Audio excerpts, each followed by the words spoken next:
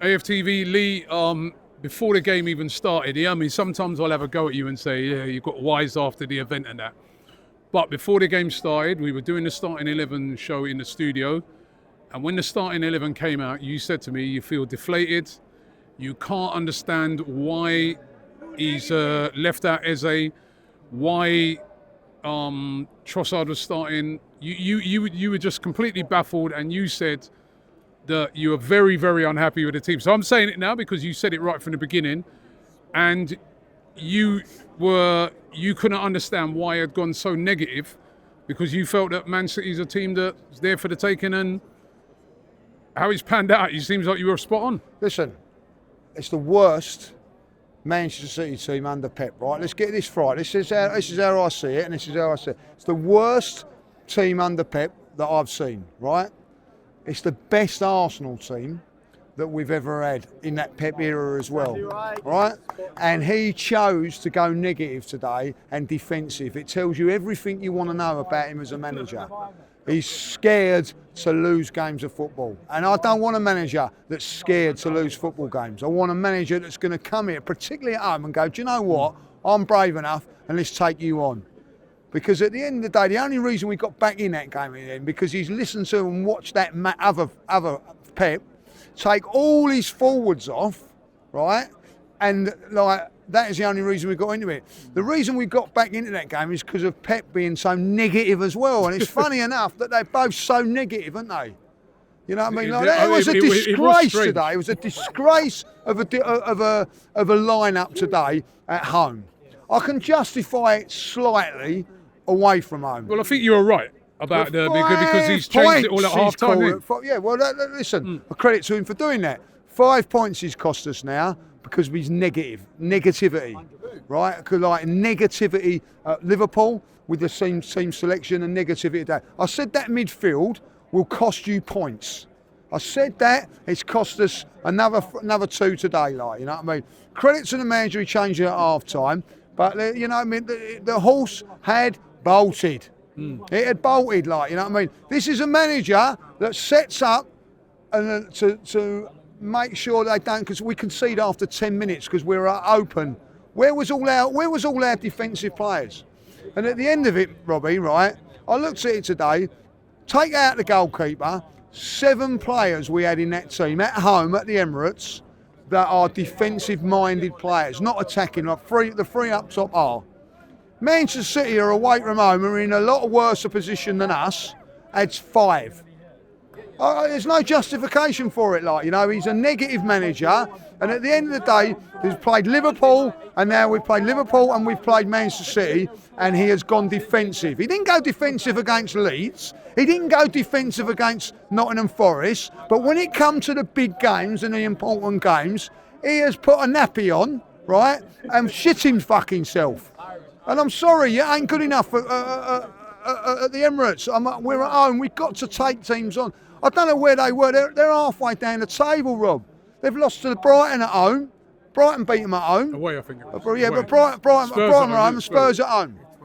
And we've come out with a defensive attitude. I'm sorry, like, you know what I mean? You can't defend it. Listen, do you think he looked at when Spurs, I asked someone this earlier, when Spurs played them, they did actually go with three defensive midfielders, didn't they, Spurs, in that game, and they got a load of joy. I'm just saying. Right, all right, that's fair enough. And they got a lot of joy. Right, and if he's looking at Spurs, I don't want him as manager of Arsenal Football Club then. If that's the way, like, you know what I mean? I don't want him here, if that's how he's going to look at it. We have got much, much better players than Spurs. We've got much, much better players to go defensive all the time. I've watched Everton put up more of a performance at Anfield than we did last week when we went up there.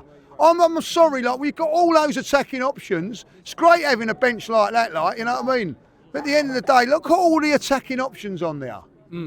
Like, I'm sorry, you can't it doesn't matter what you do today, you cannot defend. I'll stick up for Mikel in a minute, right? But you cannot, no one can come on here and defend that starting 11, right, at a home game against any team. Right, any team. I can, away from home, I can tolerate it a little bit, like. But at the end of the day, that setup is not acceptable for this football club. You pay a lot of money, I pay a lot of money, not to watch defensive crap like that. You know what I mean? Like, second half, changed it. Brilliant. Really brilliant. Put attacking players on, like, you know what I mean? Put Eze into the midfield. Like, I felt sorry for Madueke, if I'll be honest. I don't know why he was left there. Saka done well, but no different to him.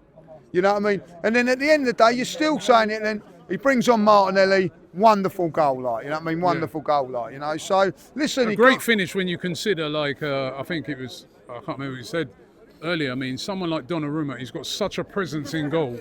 Even when you're one-on-one with him, it's not the easiest keeper to beat, and it was a great finish. Look, listen, it was a great finish. It was a great finish. Eze had a good shot. We made a couple. Because listen, in the end, we put a little bit of pressure on the goalkeeper, made a few good saves. But I'm telling you this now, like, you know, you look at that setup today. I don't know how anybody wants to justify it now. It looked to me like we get something from a corner or a long throw. It was like Calafiori throwing him in from one end. I'm not sorry. I'm sorry, like, you know what I mean. You've got yourself in. Look, Mikel's done fantastically well to get us challenging, and this is where I'm going to give him a little bit of credit and try and put a little bit of like perspective on it. Like, I'm fuming, absolutely fuming, that we've come away against Manchester City with a 1-1 draw. So that's where he took us. Like, you know what I mean? Like, you can't argue with that. You know what I mean? Like, there was 2-3 years ago, you was happy to get away with a 2-0 defeat or something like that. But so he's put us there, like. But I'm telling you this now, if you are not prepared to be brave, Mikel, we're not going to win this league, and we're not going to get anything under him. Like, you know, he's got to be a bit more braver, and particularly at home. I just want to ask you one last thing. With Martinelli, there's 2 games in a row now he's come on and he's had a serious impact. During the week against Athletic Club, and again today. Next week against Newcastle, would you start him? 100%, he starts now. 100% he starts. Do you think he's better as an impact player? Well, I don't know. But at the end of the day, like, you know, Eze come on today and didn't really do a lot, if I'll be honest.